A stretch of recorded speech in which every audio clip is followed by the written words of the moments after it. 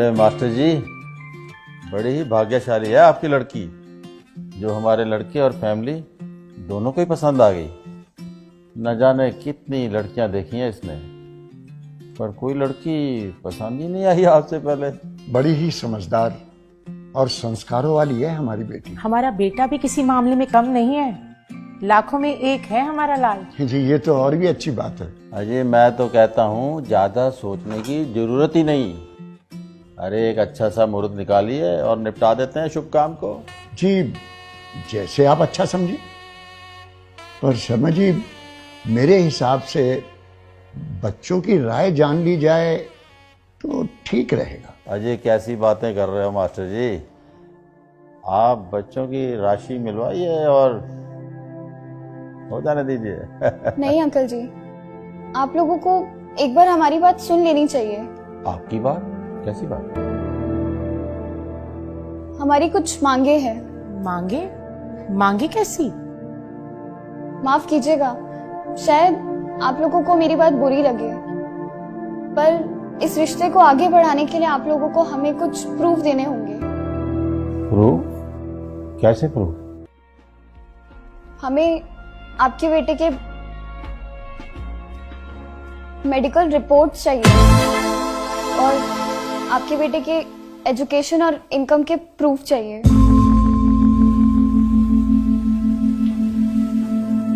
Police verification के साथ आपके बेटे का कैरेक्टर सर्टिफिकेट और जिस घर में आप लोग रह रहे हैं उस घर का ओनरशिप प्रूफ चाहिए।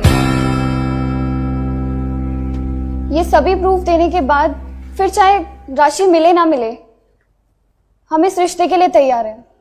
मास्टर जी, ये सब क्या है?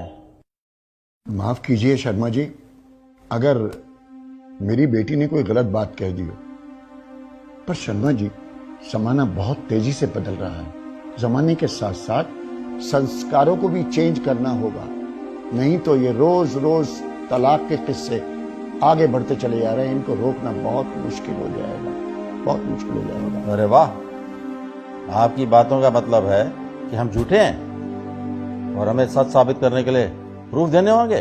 अरे वाह। सुनो जी, मास्टर जी को भी बात करने का मौका दो।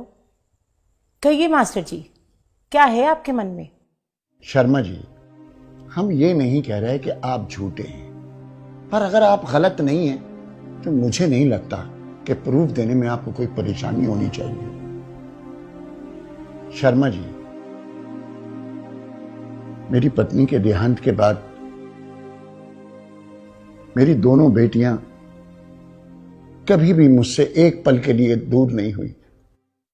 आज मेरी लाडली बेटी, मेरा जिगर का टुकड़ा, जिंदगी भर के लिए किसी दूसरे के साथ कैसे जा सकती है, ये जाने बिना कि वो कौन है, कहां से आया है, क्या मेरी बिटिया को अच्छी तरह रख पाएगा? शर्मा जी, मैं अपनी बेटी का भाग्य तो नहीं बदल सकता, लेकिन उसके अच्छे भाग्य के लिए प्रयास तो कर ही सकता हूं, प्रयास तो कर ही सकता हूं।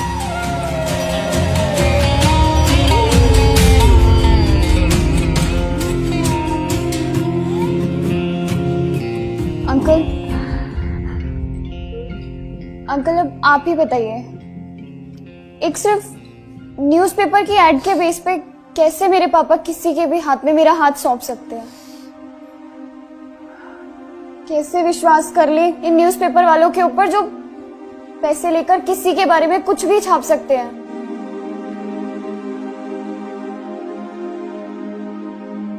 अंकल, मैं एक लड़की हूं और शायद आप लोगों को मेरा बोलना अजीब लग रहा होगा, पर अंकल आपको पता है आजकल सिर्फ 23% तलाक विचार ना मिलने की वजह से और 77% तलाक झूठ के बुनियाद पे रिश्ते बनने की वजह से हो रहे हैं। हम लोग भेड़ चाल की तरह बेटी बचाओ बेटी पढ़ाओ के चक्कर में बेटियों को बसाना भूलते जा रहे हैं।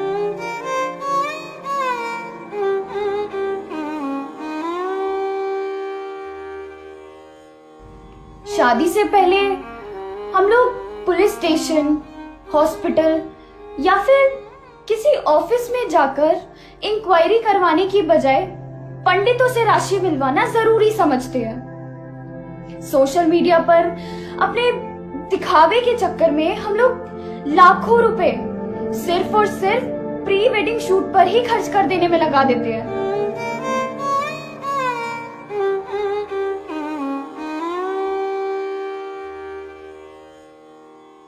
हमारे हिसाब से प्री वेडिंग शूट के बजाय अगर प्री वेडिंग इंक्वायरी पर ध्यान दिया जाए तो शायद ये तलाक के किस्से कुछ कम हो सकते हैं।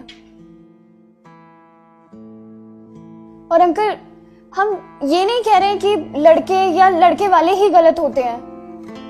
ताली दोनों हाथों से बजती है। इसलिए आपके प्रूफ लेने से पहले हम आपको वो सारे प्रूफ देना चाहते हैं जो हम लोगों ने आपसे मांगे हैं।